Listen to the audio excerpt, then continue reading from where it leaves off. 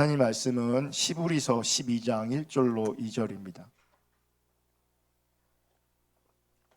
시브리서 12장 1절로 2절 우리 한 목소리로 읽겠습니다. 시작. 이러므로 우리에게 구름같이 둘러싼 허다한 증인들이 있으니 모든 무거운 것과 얽매기 쉬운 죄를 벗어버리고 인내로서 우리 앞에 당한 경주를 하며 믿음의 주여 또 온전하게 하시는 이인 예수를 바라보자. 그는 그 앞에 있는 기쁨을 위하여 십자가를 참으사 부끄러움을 개의치 아니하시더니 하나님 보좌 우편에 앉으셨느니라. 아멘. 할렐루야. 오늘 송부영신 예배 함께 하시는 여러분들을 주님의 이름으로 축복합니다. 오늘 말씀을 통해서 새해 주시는 또 한 해를 마무리하면서 또 새해를 허락하시는 그 하나님 앞에서 하나님의 기준이 선명하게 비춰질 수 있기를 주님의 이름으로 축복합니다. 어느덧 시간이 흘러서 2021년이라는 시간이 역사 속으로 사라지고 있습니다. 또 새로운 2022년이 우리에게 다가오고 있습니다. 여러분, 지나가는 시간 속에서 주님의 은혜와 궁유를 발견할 수 있기를 축복합니다. 또 새로 다가오는 시간 속에서 주님을 기대하며 또 주님을 소망할 수 있기를 주님의 이름으로 축복합니다. 여러분, 2022년도는 우리 교회 입장에서 꽤 의미 있는 해입니다. 2002년도 2월 8일 날 대전 일신교회라는 이름으로 도마동에서 우리 교회가 개척되었고 2월 8일 날 창립 예배를 드렸습니다. 창립 예배를 드린 후 수년이 지나서 2022년 2월 8일이 되면 우리 교회가 창립한 지 20주년이 되는 날입니다. 저는 이 송구영신 예배를 준비하면서 또 교회 창립 20주년을 바라보면서 제 사역, 제 목회를 잠시 돌아봤습니다. 제 목회를 돌아보면서 내 목회는 잡초 같다, 그런 생각을 했습니다. 여러분, 잡초는요 늘 밟힙니다. 늘 밟혀요. 그리고 뽑히기도 하죠. 밟히고 뽑히고 인정받지도 못하고 누가 알아주지도 않고. 근데도요 이 잡초는 그 생명력을 잃지 않습니다. 제 목회가 딱 그런 것 같더라고요. 제 목회 환경이 처음부터 지금까지 순탄하지 않았습니다. 그러니까 수많은 위기들이 있었고요. 그 수많은 위기들을 넘어갈 때마다 말할 수 없는 아픔, 상처, 고통이 있었습니다. 이곳 송천동으로 이전해서 교회가 왔을 때에도 교회 가운데 큰 어려움이 있었습니다. 그때 어떤 분은 우리 교회가 1년 안에 없어질 거라고 저주하신 분도 있었습니다. 참으로 어려운 시간들을 보냈습니다. 그러니까 지난 20년을 돌아보면 정말 쉽지 않은 시간들이었습니다. 그런데 그 어려운 순간마다 그때마다 하나님은 우리 교회를 여전히 존재하게 하셨습니다.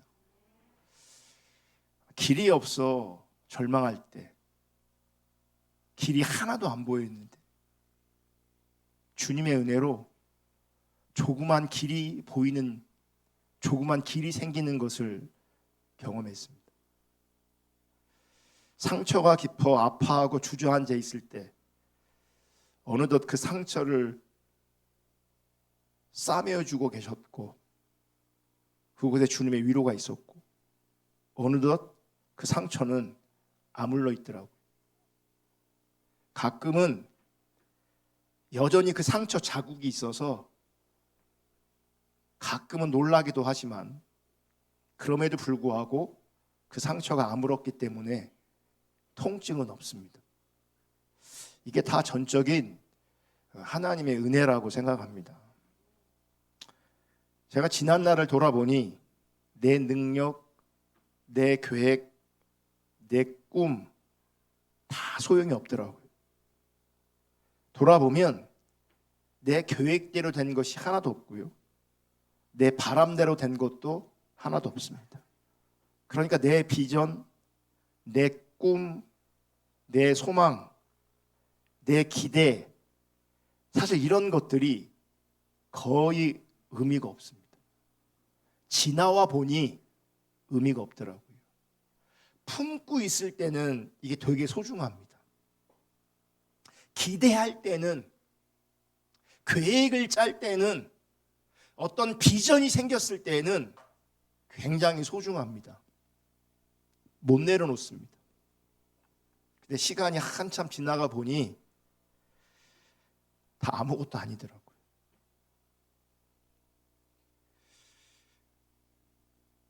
그래서 제 목회 20년을 바라보면서 맞이하면서 분명하게 깨닫는 것은 하나님의 은혜가 함께해야 합니다. 다른 건 다 의미 없고요. 하나님의 은혜가 함께하는 것만 의미 있더라고요. 그러므로 우리 교회와 여러분의 가정과 여러분 각 심령에 하나님의 은혜가 있어야 합니다. 아멘. 그러므로 우리가 흘러가는 시간 속에서 또 새로운 시간을 맞이하면서 우리가 기대해야 될 것이 있다면, 우리가 갈망할 것이 있다면 그것은 주님의 은혜입니다. 그 주님의 은혜가 있으면 그 주님의 은혜로 말미암아 버티기도 하고, 그 주님의 은혜로 말미암아 인내하기도 하고, 그 주님의 은혜로 말미암아 빚어지기도 하고, 그 주님의 은혜로 말미암아 사용되기도 하는 것입니다. 또 주님의 은혜로 말미암아 그분이 주시기도 하고 그분이 취하시기도 합니다. 관건은 그 주님의 은혜를 알고 그 주님의 은혜를 인정하고 그 주님의 은혜를 누리는 겁니다. 그러면 어떻게 하면 이 주님의 은혜만을 의지하고 그 주님의 은혜로 살아갈 수 있을까? 어떻게 하면 내 모든 것이 당연한 것이 아니라 주님의 은혜였다고 고백할 수 있을까? 사실 여러분, 한 해를 살아오면서 오늘 주 앞에 사실 모든 것이 은혜라고 말하지만 우리 안에 부끄러움이 있어요. 정말 은혜에 감사하지만 부끄러움이 있어요. 여러분, 내년 송구영신 예배 때에는 부끄러움이 아니라 그 은혜를 알아서 그 은혜를 누려서 정말 나의 모든 것이 주님의 은혜였다고 힘있게 주 앞에 고백할 수 있는 그런 은혜가 있기를 주님의 이름으로 축복합니다. 어떻게 주님의 은혜였다고 고백할 수 있을까? 어떻게 은혜로 살아갈 수 있을까? 그것은 믿음의 주여 온전케 하시는 예수님만을 바라볼 때 가능합니다. 그래서 2021년 올 한 해를 마무리하면서 2022년 새로운 한 해를 맞이하면서 믿음의 주여 온전케 하시는 예수를 바라보자라는 제목으로 하나님 말씀 나눌 때에 하나님의 은혜가 함께할 뿐만 아니라 하나님의 뜻과 하나님의 기준이 우리 모두 가운데 선명하게 비춰질 수 있기를 주님의 이름으로 축복합니다. 믿음의 주여 온전케 하시는 예수를 바라보자. 이 표현 안에 세 가지 단어가 제 안에 꽂혔습니다. 첫째는 믿음이란 단어고, 두 번째는 예수를 바라보자, 예수. 또 하나는 온전이란 단어입니다. 믿음, 온전, 예수. 여러분, 하나님께서는 우리 가운데 믿음으로 사는 삶을 원하십니다. 믿음으로 살기를 원하십니다. 아마 여러분도 하나님 앞에서 믿음으로 살기를 원하실 겁니다. 아멘. 또한 하나님께서는 우리로 하여금 예수님만 바라보는 삶을 원하십니다. 그리고 그 예수님만 바라보는 삶을 나도 원할 겁니다. 여러분도 원하실 겁니다. 또 하나님께서는 우리 가운데 온전한 삶을 원하십니다. 이 온전한 삶 또한 저와 여러분이 원하는 것입니다.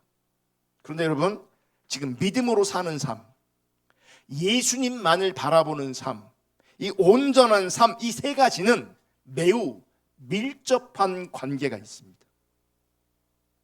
이 세 가지 삶이 우리 가운데 조화를 이루어야 합니다. 믿음으로 사는 삶, 예수님만을 바라보는 삶, 온전한 삶이 우리 교회와 여러분의 삶 가운데 실제하시기를 주님의 이름으로 축복합니다. 문제는 우리가 이러한 삶을 살기를 원합니다. 믿음으로 사는 삶, 예수님만 바라보는 삶, 온전한 삶 우리가 원한다고요. 근데 원함은 있는데 문제는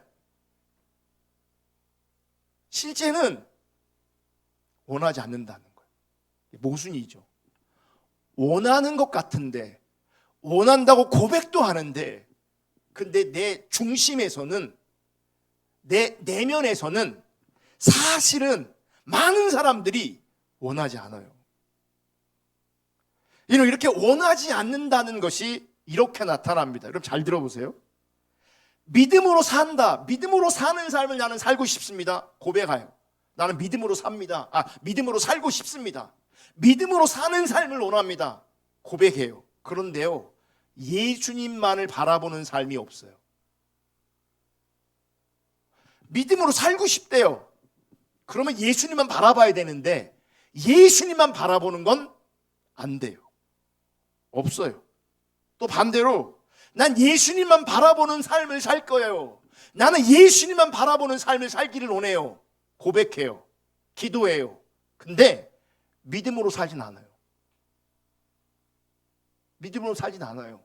여러분, 이 믿음으로 사는 삶과 예수님만 바라보는 삶이 따로따로 가는 게 아니에요. 함께 있어야 돼요. 근데 우리는 한 가지만 추구하고 한 가지는 없는 경우가 너무 많아요.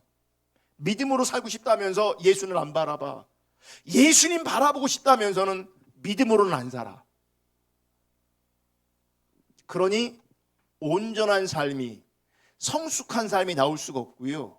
우리가 늘 얘기하고 추구하고 갈망하는 하나님과의 친밀한 교제의 삶이 잘 나타나지 않는 겁니다. 좀 더 구체적으로 설명해 볼게요. 여러분, 오늘 시브리서를 보면 시브리서 기자는 우리들에게 믿음으로 삶을 살았던 하나님을 11장에 먼저 소개합니다. 우린 12장을 읽었잖아요. 시브리서 11장에서 소개하고 있는 믿음으로 사는 삶은 여러분 자신의 유익을 위한 삶이 아닌 것을 우리는 기억해야 합니다. 시브리서 11장, 시브리서 12장을 바라보면서, 아니 성경 전체를 바라보면서 믿음으로 사는 삶은 결코 자신의 유익을 위한 삶이 아니라는 것을 기억하셔야 합니다. 그러니까 내 유익을 위한 삶이라면 그건 믿음으로 사는 삶이 아닌 겁니다.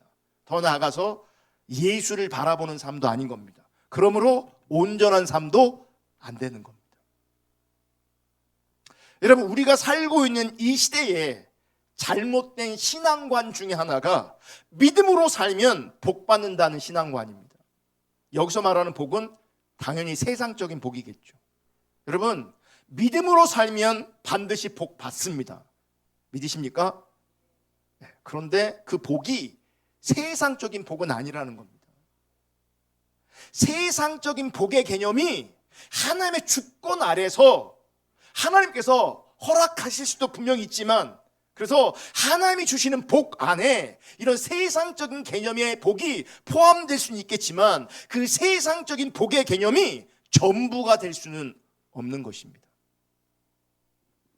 여러분, 믿음으로 살았던 사람들의 삶을 보십시오. 성경에 나오는 믿음으로 살았던 믿음의 사람들의 삶을 보시면 그들의 삶이 평탄하지 않았다는 것을 볼 수 있습니다. 평탄하지 않았어요. 우리는 평탄을 구해요. 아까 그랬잖아요. 성경에서 말하고 있는 그 믿음으로 사는 삶, 믿음의 실제가 있었던 삶을 보면 자기의 유익을 구하지 않는다고요. 하나님이 평탄을 주실 수는 있지만 내가 그 평탄을 구하지는 않습니다. 믿음의 사람들이, 성경에 나오는 믿음의 사람들이 평탄하지 않았습니다. 그들의 삶을 보면 세상적인 관점에서 그들이 형통했겠는가? 그렇지 않습니다. 그들이 형통했습니다. 세상적 관점이 아니라 하나님의 관점에서 형통했습니다. 그들에게 복이 주어졌습니다. 세상이 원하는 복이 아니라 하나님 관점의 복이 주어졌습니다. 하나님을 알고 사랑했던 믿음의 사람들, 하나님을 따라가는 믿음으로 사는 삶을 살면서 그들은 도리어 평탄이 아니라, 형통이 아니라 대가를 지불하고 희생을 감내하고 자신들이 원하는 삶을 부인하고 하나님께서 원하시는, 하나님께서 이끄시는 그 삶을 믿음으로 살아내었습니다. 시브리서 11장 7절을 다 같이 읽겠습니다. 시브리서 11장 7절. 믿음으로 노아는 아직 보지 않는 일에 경고하심을 받아 경외함으로 방주를 준비하여 그 집을 구원하였으니 이로 말미암아 세상을 정죄하고 믿음을 따르는 의의 상속자가 되었느니라. 노아는 믿음으로 온 인생을, 평생을 방주 짓는 일에 매달렸습니다. 자기가 원하는 삶이 아니었어요. 자기가 꿈꾸는 삶이 아니었어요. 그에게 방주를 지라는 하나님의 음성이 들렸고 그 음성 앞에 그는 믿음으로 순종하는 삶을 살았어요. 믿음으로.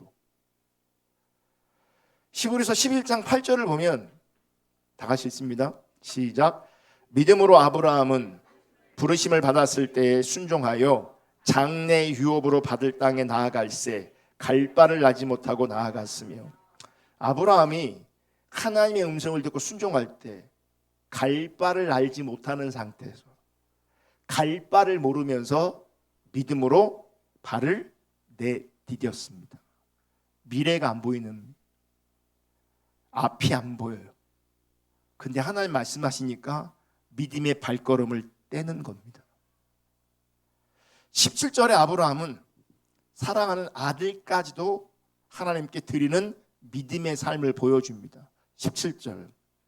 아브라함은 시험을 받을 때에 믿음으로 이삭을 드렸으니 그는 약속들을 받은 자로 돼 그 외아들을 드렸느니라. 시브리서 11장을 보면요, 아브라함 밑에, 아브라함 이후에 정말 수많은 믿음의 사람들을 소개하고 있습니다. 그 중에는 이름도 없이 빛도 없이 믿음으로 살았던 사람들을 소개하고 있습니다. 시브리서 11장 33절 38절을 읽어드릴게요. 33절. 그들은 믿음으로 나라들을 이기기도 하며 의를 행하기도 하며 약속을 받기도 하며 사자들의 입을 막기도 하며. 이 사자 얘기 나오니까 누구 생각납니까? 다니엘 생각나죠. 근데 이름이 여기 없어요. 34절. 불의 세력을 멸하기도 하며 칼날을 피하기도 하며 연약한 가운데 강하게 되기도 하며 전쟁에 용감하게 되어 이방 사람들의 진을 물리치기도 하며. 또 35절. 여자들은 자기의 죽은 자들을 부활로 받아들이기도 하며 또 어떤 이들은 더 좋은 부활을 얻고자 하여 심한 고문을 받되 구차히 풀려나기를 원하지 아니하였으며. 이걸 제가 현대화 성경으로 35절만 다시 읽어드릴게요. 여기는 없어요. 그리고 어떤 여자들은 믿음이 있었으므로 사랑하는 아들이 죽었다가 다시 살아나는 기쁨을 맛보았습니다. 그러면서 성경을 보면 어떤 사람은 그 믿음 때문에 아들이 죽었는데 아들이 부활하는, 아들이 다시 살아나는 것도 경험했대요. 뭘 때문에? 믿음 때문에. 믿음 때문에. 또 이렇게 말해요. 어떤 사람들은 더 나은 생명의 부활을 얻으려고 감옥에서 풀려나는 대신 매맞고 사형을 당하기도 하였습니다. 그들은 하나님을 배반하고 자유의 몸이 되기보다는 죽음을 선택한 겁니다. 어떤 사람은 믿음으로 말미암아 아들이 다시 살아나는 일도 경험했지만 어떤 사람은 믿음 때문에, 그 부활 때문에 감옥에서 풀려나는 대신 매맞고 사형당하고 죽임당하는 것을 선택했다는 겁니다. 하나님을 배반해서 잠시 육신이 자유케 되는 것을 원하는 게 아니고요, 영혼의 자유를 위해서, 그 영원한 생명을 위해서 죽음을 선택했대요. 무엇으로요? 믿음 때문에. 36절, 또 어떤 이들은 조롱과 채찍질 뿐 아니라 결박과 옥에 갇히는 시련도 받았으며 돌로 치는 것과 톱으로 켜는 것과 시험과 칼로 죽임을 당하고 양과 염소의 가죽을 입고 유리하여 궁핍과 환난과 학대를 받았으니 이런 사람은 세상에 감당하지 못하느니라. 그들이 광야와 산과 동굴과 토굴에 유리하였느니라. 그러니까 죽어도요 불안정한 거예요. 다른 성경에 보면 이 유리한다는 말을 헤맸다 하고 있어요. 왜? 궁핍해서 환난이 있어서 산과 동굴로 토굴에 헤매며 다니는 겁니다. 왜 이런 삶을 살아야 됩니까? 믿음 때문에. 믿음 때문에. 믿음으로 사는 삶 때문에. 여러분, 믿음으로 삶을 살았던 대부분의 사람들은요, 그들의 인생을 하나님께 드렸습니다. 그리고 하나님의 뜻에 순종했습니다. 믿음의 사람들은 하나님을 위해서 고난도, 고통도, 희생도, 하물며 생명까지도 드리는 것을 마다하지 않았습니다. 여러분, 믿음으로 삶을 살았던 사람들은 자신의 이익과 자신의 유익을 계산하지 않았습니다. 자신의 이익과 유익을 계산하면 그건 믿음으로 사는 삶이 아닙니다. 그들이 계산한 것이 있다면, 그들이 분별한 것이 있다면 자신의 유익과 이익이 아니라 이것이 하나님의 뜻인가, 이것이 하나님의 뜻이 아닌가, 이것만 계산했고 이것만 분별했습니다. 이것만. 여러분, 많은 경우 지금이나 예나 지금이나 사람들은요, 믿음으로 사는 삶을 사실은 포기합니다. 자기 유익과 이익에 연결된 믿음은 내가 붙잡지만 하나님의 뜻과 연관된 믿음은 대부분의 많은 사람들이 사실은 포기합니다. 쉽고 편하게 손해가 되지 않게, 힘들지 않게, 다른 사람들과 부딪히지 않게 그렇게 신앙생활 하려고 합니다. 쉽게, 편하게, 손해가 되지 않게, 힘들지 않게, 다른 사람들과 부딪히지 않게 그렇게 신앙생활 하려고 합니다. 이거는 정확하게 신앙생활이 아니라 종교생활입니다. 그냥 교회생활입니다. 그래서 실제로 하나님께서 어떤 순종의 자리로, 결단의 자리로, 희생의 자리로, 조종의 자리로 인도하시고 초청하시면 그들은요, 어렵고 힘들기에, 희생을 치러야 하기에, 조종해야 하기에, 때로는 어떤 사람들과 부딪혀야 되기 때문에 무엇이 하나님 뜻인지 모르겠다고, 이게 뭐가 하나님 뜻인지 모르겠다고 불분명한 대답을 하면서 순종하기를 꺼려합니다. 희생하기를 꺼려합니다. 대가를 지불하기를, 조종하기를 꺼려합니다. 그러면서 반드시 하는 말이 있어요. 하나님의 뜻이 뭔지 모르겠다고. 하나님 뜻이 뭔지 모르겠다고. 아니요, 하나님 뜻이 뭔지를 모르는 게 아니고요, 힘든 게 싫은 거예요. 조종하는 게 싫은 거예요. 대가를 치르는 게 싫은 거예요. 그러니까 애써 하나님의 뜻을 무시하든지 분별이 못하는 것처럼, 아리까리한 것처럼 그렇게 표현하고 있는 거예요. 그러면서 주님 따라가기를, 그러면서 주님이 순종하기를, 주님과 함께하기를 사실은 포기합니다. 성경에 나오는 믿음의 사람들을 대할 때, 그 믿음의 사람들에 대해 들을 때 참 귀하다, 동의합니다. 그리고 나도 그처럼 믿음의 삶을 살고 싶다고 얘기도 합니다. 하지만 자신의 삶을 하나님께서 실제로 그렇게 인도하시면 힘들어합니다. 괴로워합니다. 그리고 하나님의 뜻이 무엇인지 모르겠다고 합니다. 그러면서 끝내는, 결국은 주님 따르지 않습니다. 여러분, 하나님은요, 우리에게 하나님의 뜻에 기꺼이 순종했느냐 순종하지 않았느냐 이거를 보시는 겁니다. 결국 이거 보시는 겁니다. 하나님 뜻 가운데 순종했냐 순종하지 않았냐. 아멘. 하나님 뭘 보신다고요? 순종했냐 순종 안 했냐. 근데 우리는 어떻게 접근하는 줄 아십니까? 우리는 순종이냐 불순종이냐 이걸 따지는 게 아니라 쉽냐 어렵냐 여기에 포커스가 있어요. 여기에 우리는, 여러분, 하나님의 뜻이면 쉽지 않아도 그 길을 가야 되는 것이 믿음으로 사는 삶이잖아요. 쉽지 않은 일에 그럼에도 불구하고 순종하는 것이 그게 믿음인 거잖아요. 근데 우리는 이게 하나님의 뜻이냐 하나님 뜻이 아니냐 이게 아니라 나한테 유익이 있냐 유익이 없냐 아니면 이게 쉬운 거냐 어려운 거냐 이걸 따지고 있다고요. 쉬우면 가, 유익이 있으면 가, 이익이 있으면 가, 또 그것이 하나님 뜻이라고 우겨대요. 믿습니다 그러고 가요. 근데 하나님 말씀하시면 대가를 치러야 되면 조종해야 되면 희생해야 되면 모르겠는데요, 하나님 뜻이 뭔지 모르겠는데요 이러고 있어요. 근데 여러분, 성경을 보십시오.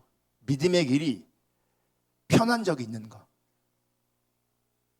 믿음의 길이 쉬운 적이 있는가? 여러분, 우리네 인생 돌아보십시오. 제가 설교 서두에 제 목회 20년을 잠깐 돌아봤는데 쉽지 않았거든요. 정말 쉽지 않았어요. 그래서 하나님께 제 안에 빚으신 게 뭐냐면 믿음이었어요. 쉽게 갔다면, 편하게 갔다면 그 안에서 믿음이 다루어질 수가 없어요. 믿음이 빚어질 수가 없어요.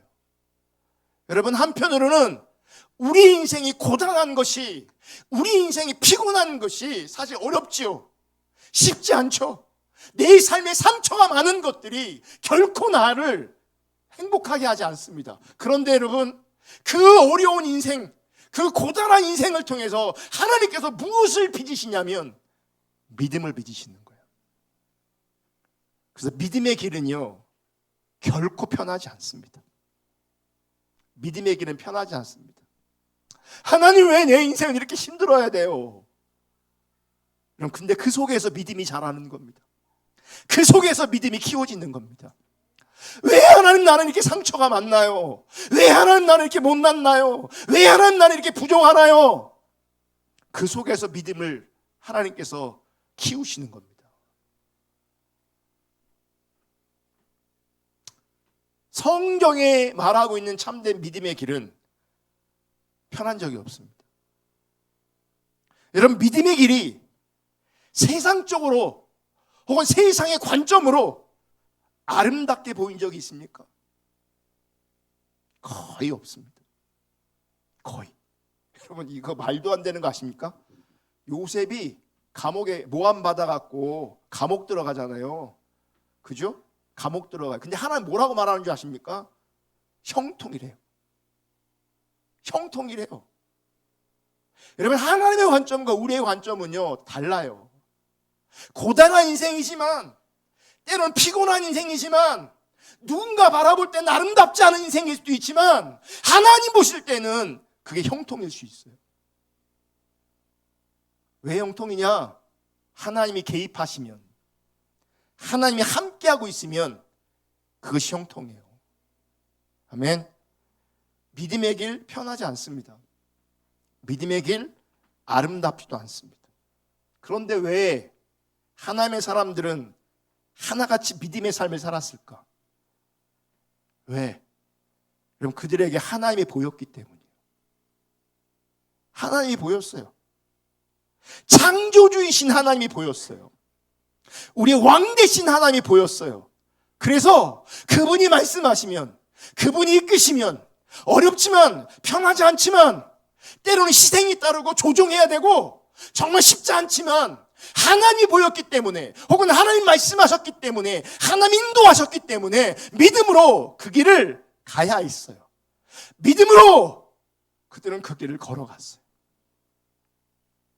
그들은 하나님을 알았기 때문에, 그들은 하나님을 사랑했기 때문에 하나님께서 말씀하신 그 길을 외면할 수 없었어요. 하나님께 제시하신 그 길을 외면할 수 없었어요. 믿음으로 갔어요. 하나님 알았기 때문에, 하나님 사랑했기 때문에.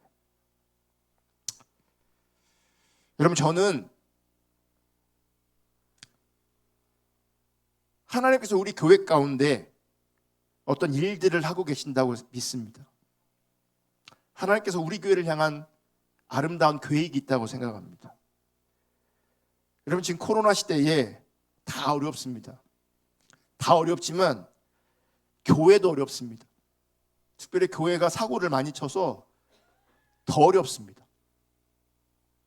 이 어려운 시기에 감사하게도 우리 교회 가운데는 하나님이 은혜를 주시고 계신 것 같아요. 사람들도 보내주시고 재정도 더 채워지고, 또 다음 주에, 내일 모레죠, 또 한 분이 또 오신대요. 할렐루야. 우리 강미 권사님이 남편을 모시고 온대요. 할렐루야. 되게 좋아하시네. 권사님 아드님 모시고 온대요. 그러니까 하나님이 은혜를 붓고 계세요. 그러니까 막 폭포수같이 막 그렇게 붓는 건 아닌데, 어떻게 보면 찔끔찔끔 그래도 그게 어디예요? 하나님께서 은혜를 붓고 계세요. 그러면 왜 하나님께서 우리 가운데 이런 은혜를 부으실까?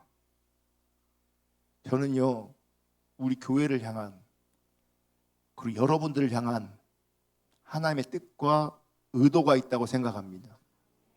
근데 여러분, 그 하나님의 뜻과 의도는 무엇을 말하냐면 여러분을 통한 하나님의 일하심이 있다는 겁니다. 하나님의 일하심이 있다는 겁니다. 여기서 중요한 게 뭔지 아십니까? 그 하나님의 일하심과 그 하나님의 의도에 우리가 얼마나 믿음으로 순종할 것이냐, 우리가 얼마나 믿음으로 동참할 것이냐, 이게 관건인 거예요. 이게 그냥 일하신다, 은혜를 붓고 계신다, 거기서 멈추는 게 아니라 그냥 잠깐 감사로 끝내는 것이 아니라 하나님 우리 가운데 어떤 일을 하고 계시는지, 무슨 일을 하기를 원하시는 것인지, 그 하나님의 일하심과 의도 앞에 우리가 얼마나 믿음으로 동참하고 믿음으로 순종할 것이냐, 이게 관건이에요. 오늘 본문 1절을 볼게요. 히브리서 12장 1절 다 같이 읽습니다. 시작. 이러므로 우리에게 구름같이 둘러싼 허다한 증인들이 있으니 모든 무거운 것과 얼매이기 쉬운 죄를 벗어버리고 인내로서 우리 앞에 당한 경주를 하며. 그럼 우리에게는 무엇이 있냐면 구름같이 둘러싼 허다한 증인들이 있습니다. 다른 번역 성경을 보니까 구름같이가 아니라 구름대같이 둘러싼 허다한 증인들이 있대요. 우리가 남은 자 그러잖아요. 그죠? 그 남은 자들을 모아놓으면 구름대같이 큰 숫자가 나오는 거예요. 아멘. 남은 자지만 결코 작은 자들이 아닐 수도 있다는 거예요. 모아놓으면. 그래서 없어요, 그런 사람이 안 보여, 이게 아니에요. 성경에 보면 구름대 같은 증인들이 있다고요. 아멘. 그리고 우리는 그 증인들과 같은 삶으로 초청받은 사람들이에요. 이미 믿음의 삶을 살았던 사람들이 있고 그 믿음의 삶을 걸어갔던 사람들이 있는데, 그 사람들이 구름같이 많은데 수많은 증인들이 있는데, 그와 같은 삶으로 하나님이 저와 여러분들을 초청하셨다고요. 부르셨다고요. 아멘. 하나님께서는 이론이 아니라 실제 우리를 믿음의 자리로 초청하신 겁니다. 그럼 보세요. 이 믿음이 진짜인지 가짜인지 드러날 때인 것이죠. 바라기는 여러분 모두가 믿음으로 하나님에 반응할 수 있기를 주님의 이름으로 축복합니다. 21년은 지나갔으니 어쩔 수 없어요. 여러분 그냥 퉁치세요. 어쩔 수 없어요. 여러분 이게 시간이, 날이, 달이, 월, 년 이렇게 시간의 개념이 있는 게 참 감사한 일이에요. 이런 개념이 없으면요 다시 마음 잡기가 참 어려워요. 근데 우리는 하나님 은혜 주셔서 다음 달부터 다시 하지 돼요. 이게 된다고요. 그러니까 올해 망쳐도 하나님의 은혜로 말미암아 22라는 개념이 우리 가운데 있단 말이에요. 하나님이 주셨단 말이에요. 그러니까 21년은 망쳤어도 22년은 다시 이게 된다고요. 이런 개념이 없으면 너무너무 막연하거든요. 다시가 안 돼요. 다시가 안 되거든요. 근데 다시 할 수 있게 하셨어요. 21년 퉁치시기를 축복하고요. 다가오는 22년은 내가 진짜 믿음을 원하고 있음을, 내가 진짜 믿음으로 사는 자임을 하나님 앞에서 인정받을 수 있기를 주님의 이름으로 축복합니다. 그래서 1절에 이렇게 말해요. 모든 무거운 것과 얽매기 쉬운 죄를 벗어버리고 인내로서 우리 앞에 당한 경주를 경주하며. 여러분 우리가 믿음의 경주를 하고 있어요. 믿음의 경주하고 있다고요. 이 믿음의 경주를 하지 못하게 하는 방해거리가 있다면, 방해 요소가 있다면 반드시 그거 처리할 수 있기를, 버릴 수 있기를 주님의 이름으로 축복합니다. 그 방해거리가 사람마다 다를 수 있지만 동일한 것은 버려야 돼요. 찾아내야 돼요. 21년도를 바라보면서, 지난 시간들을 바라보면서 내가 왜 안 됐는지, 내가 왜 못했는지를 바라봐야 돼요. 그래서 방해되는 거, 거리끼는 거, 오늘 이 시간 하나님의 은혜를 붙잡고 하나님의 은혜를 구하면서 여러분 내려놓을 수 있기를, 버릴 수 있기를 주님의 축복합니다. 그러면 버려놓고 버리면서 우리 앞에 당한 믿음의 경주를 해야 되는 겁니다. 하나님께서 말씀하시는 것들, 하나님께서 원하시는 것들 한 걸음 한 걸음 한 걸음 믿음으로 순종하고 믿음으로 반응하면서 주님과 함께하고 주님을 따라가야 되는 거죠. 여러분 우리가 우리 앞에 당한 그 믿음의 경주를 순종하는 마음으로 감당해낼 때 그것은요 내 일생의 최고의 영광이 될 겁니다. 무슨 얘기냐면 제가 예전에 기도했는데 하나님께서 이런 감동을 주시더라고요. 우리가 하나님의 뜻에 순종할 때, 그게 큰 거든 작은 것이든 하나님의 뜻에 순종할 때 하나님 보시기에 내 일생 최고의 영광이 될 것이며 그것이 내 가문의 영광이 될 것이며 하늘의 영광이 될 것이라고 하나님 제 안에 감동하셨어요. 그러니까 하나님의 뜻에 내가 순종하고 있는 것이 하늘의 영광이 된다고요.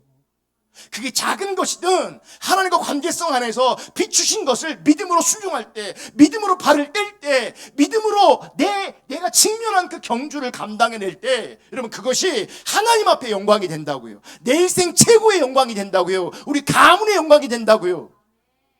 할렐루야. 하나님이 인정하시는 영광스러운 자리라고요. 어떤 자리가? 믿음으로 순종하는 자리가. 그러므로 여러분 다가오는 2022년도는 정말 믿음으로 삶을 살 수 있기를 주님의 이름으로 축복합니다. 그 믿음으로 사는 삶을 위해서 가장 기본적인 것부터 믿음으로 결단하고 믿음으로 반응하고 믿음으로 순종할 수 있기를 주님의 이름으로 축복합니다.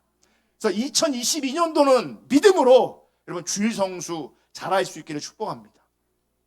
의식이 아니라 그날 하나님의 은혜를 집중적으로 기억하며 예배하는 날 삼을 수 있기를 축복합니다. 우리 삶의 자리에, 우리 인생의 자리에 하나님을 집중적으로 예배하는 시간은 그건 은혜의 시간이고요, 복된 시간이에요. 믿음으로 그 시간을 찾아내시기를 축복합니다.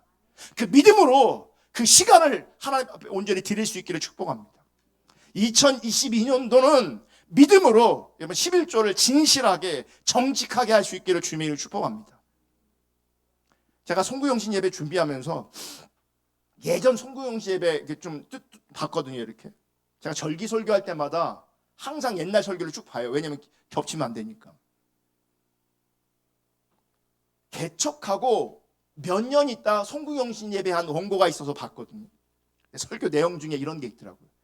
여러분 우리 교회가 창립되어지고 지금까지 진실되고 온전한 11조를 하나님께 드리는 분이 한 분도 없습니다. 여러분 이것은 하나님 앞에 부끄러운 사실입니다. 그때는 제가 잘 몰랐는데요. 왜 개척 초기에 우리 교회가 이렇게 힘들었는가 지금 돌아보니까 이해가 됐어요.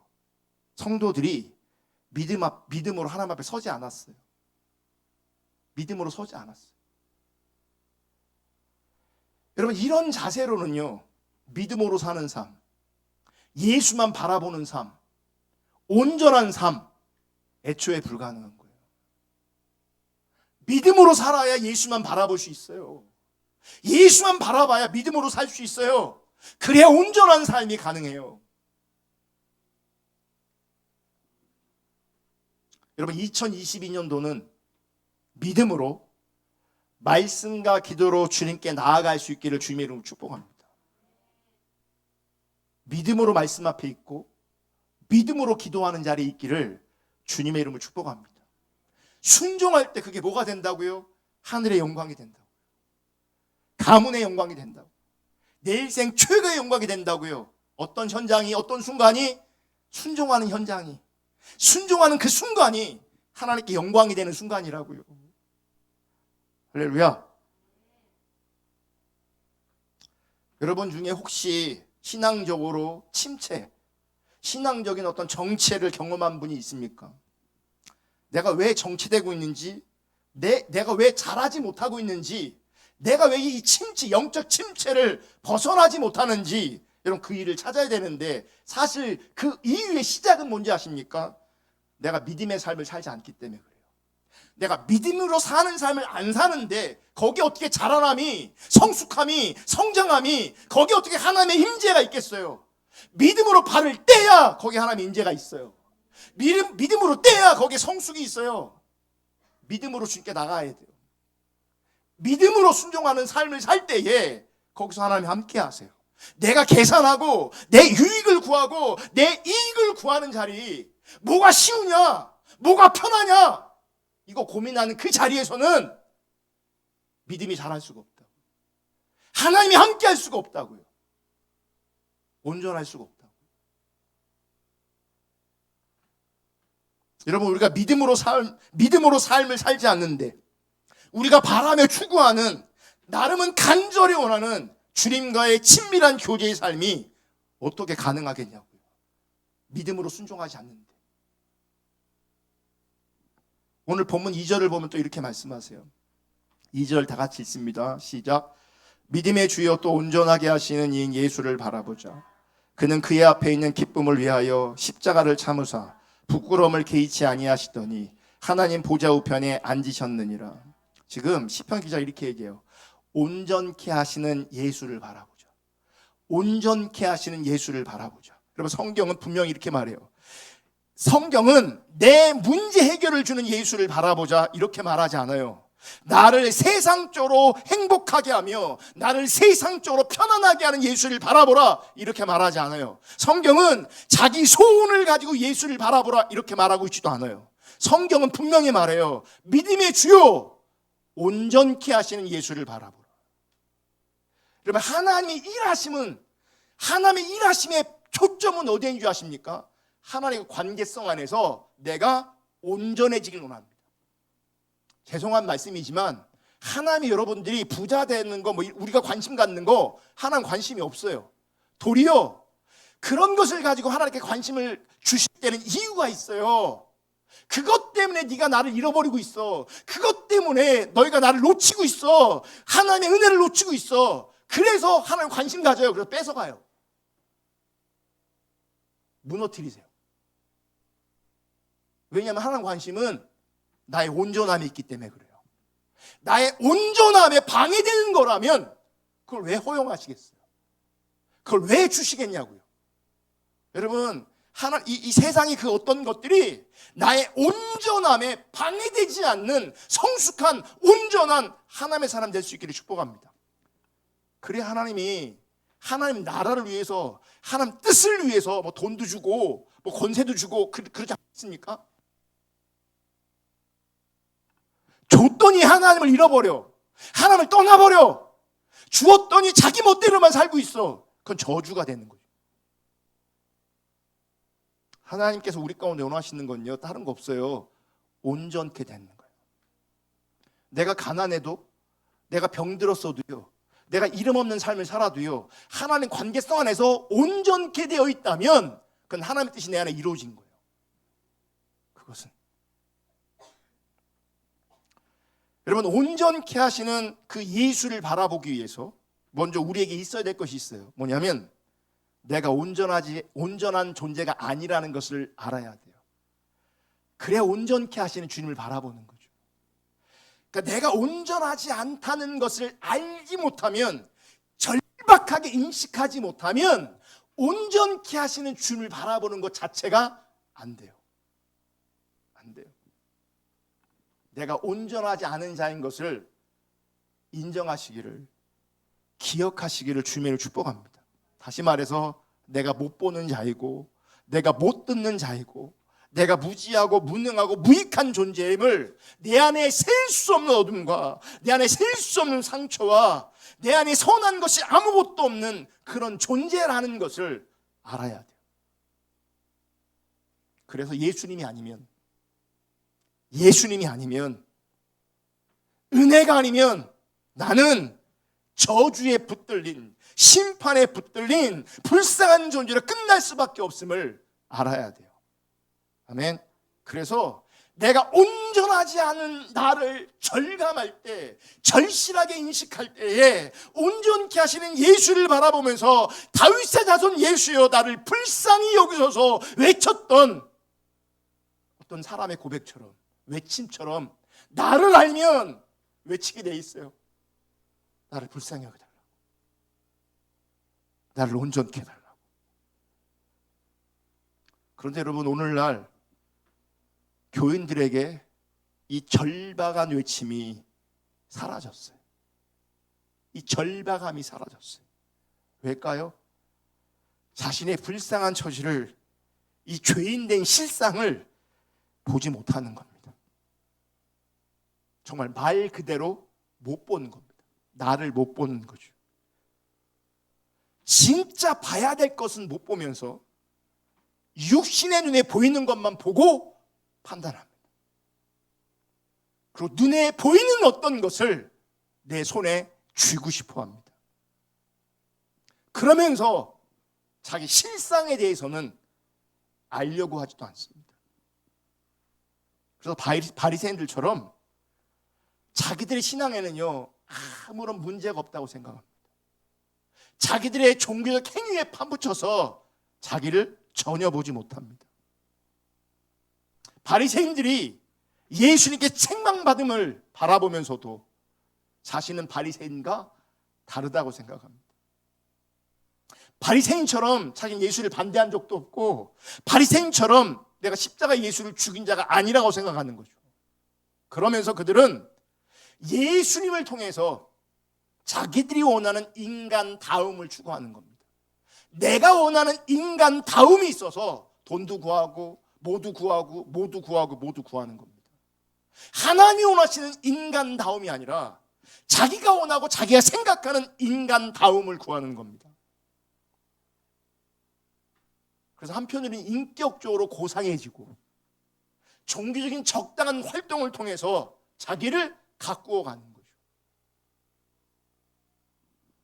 이런 사람들에게는요 온전케 하시는 예수를 바라볼 이유가 없습니다. 하나님과 상관없이 본인은 이미 믿음으로 온전한 자리에 있어요. 자기는 인격도 훌륭하고 성경도 많이 알고 봉사도 많이 하고 있고, 그래서 온전케 하시는 예수를 바라본다는 것 자체가 구조적으로 안 되는 거죠. 그래서 하나님의 뜻보다는 단지 자신이 생각하는 예수님의 일, 단지 자신이 정한 기준 안에서 적당하게 주님을 따라가는 것으로 스스로 만족하며 사는 겁니다. 종교 생활하면서, 교회 생활하면서, 교회에서 만난 좋은 사람들과 재미있는 관계를 유지하면서 만족하면서 하는 거죠. 여러분, 주님을 바라보는 자는 자신이 온전치 못한 자임을 인식하는 자입니다. 자신이 타락한 자이며 심판 가운데 있는 자이며 하나님을 떠난 자임을 인식하는 겁니다. 그럴 때 온전케 하시는 주님 바라보게 돼 있어요. 주님의 십자가를 바라보게 돼 있어요. 주님의 은혜와 사랑을 바라보게 돼 있어요. 여러분, 주님을 제대로 아는 것, 주님의 십자가의 의미를 제대로 아는 것, 주님의 은혜와 사랑을 제대로 아는 것, 이것이 주님을 바라보는 겁니다. 지금도 살아계셔서 나에게 하나님의 기준을 보여주시며 나를 그 자리로 초청하시는 인격체신 그분을 바라보는 겁니다. 여러분, 우리가 이렇게 주님 바라볼 때 주님은 우리를 온전케 하십니다. 그분께서 우리를 온전케 하십니다. 우리를 빚어가십니다. 할렐루야. 여러분, 온전케 되어진 증거는 이겁니다. 나를 온전케 하신 그 예수를 찬양하고 높이고 경배하는 겁니다. 그리고 그분을 증거하는 겁니다. 그분과 함께하는 겁니다. 그분을 따라가는 겁니다. 그분의 뜻에 순종하는 겁니다. 그리고 하나님은 이런 자와 친밀한 교제를 나누시는 거죠. 그리고 이런 친밀한 교제 가운데 있는 것을 온전이라고 하는 겁니다. 여러분, 주님의 십자가만을 바라볼 수 있기를 축복합니다. 새롭게 시작하는 2022년도 십자가만, 오로지 주님만 바라볼 수 있기를 축복합니다. 그분이 선하게 우리를 이끌어 가실 겁니다. 그리고 그분이 합력해서 선을 이루실 겁니다. 아멘. 또한 우리가 주님을 바라볼 때 믿음이 연 삶을 살아갈 수 있으며, 믿음이 연 삶을 살아갈 때 또 주님만 바라보는 것이 우리 가운데 실제가 되어집니다. 그것의 열매로 우리가 온전케 되는 겁니다. 주님을 바라볼 때 믿음이 한 삶이 가능하고, 믿음이 한 삶을 살 때 주님 바라보는 것이 실제 되어지고, 그것의 열매로 내가 하나님 앞에서 온전케 아름답게 되어지는 겁니다. 다시 한번 축복하기는, 다가오는 2022년은 믿음의 주요 온전케 하시는 주님만을 바라보는 저와 여러분 될 수 있기를 주님의 이름으로 축복합니다. 다시 정말 주님의 은혜를 의지해서 정말 다시 주 앞에, 복음 앞에, 은혜 앞에, 주님 앞에 설 수 있기를 주님의 이름으로 축복합니다. 혹시 2021년도 한 해 지나면서 저 때문에 어려운 마음 품고 상처받은 분 있으면요, 주님의 이름으로 너그럽게 용서해 주시고요, 용납해 주시기를 주님의 이름으로 부탁드립니다. 영 내 마음이 안 풀린다, 끝나고 찾아오세요. 찾아오시면 제가 용서를 정식으로 하겠습니다. 그리고 2021년도 한 해 여러분 함께 해주시고 또 기도해 주시고, 또 부족한 저의 섬김, 부족한 저의 가르침, 부족한 저의 설교 잘 들어주셔서 너무너무 감사합니다.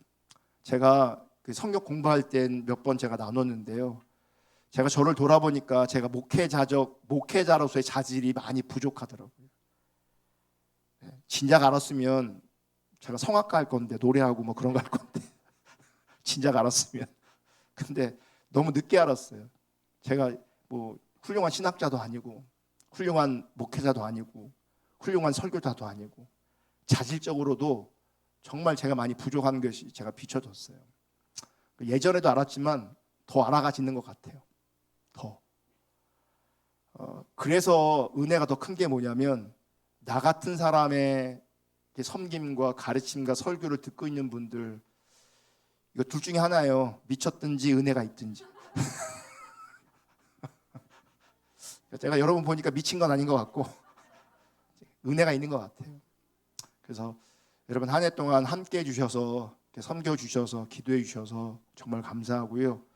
제가 부족하고 연약하지만 또 다음 해에도 신실하게, 또 진실하게 하나님 의지하면서 최선을 다해서 은혜를 구하면서 섬길 때에 서로 용납할 것 있으면 용납하고, 또 서로 용서를 구할 것 있으면 용서를 구하고, 또 서로 필요를 채울 부분이 있으면 필요를 채우고, 그렇게 하나님 앞에서 아름다운 공동체를 주님과 함께, 저와 여러분이 함께 그렇게 세워갈 수 있기를 주님의 이름으로 축복합니다.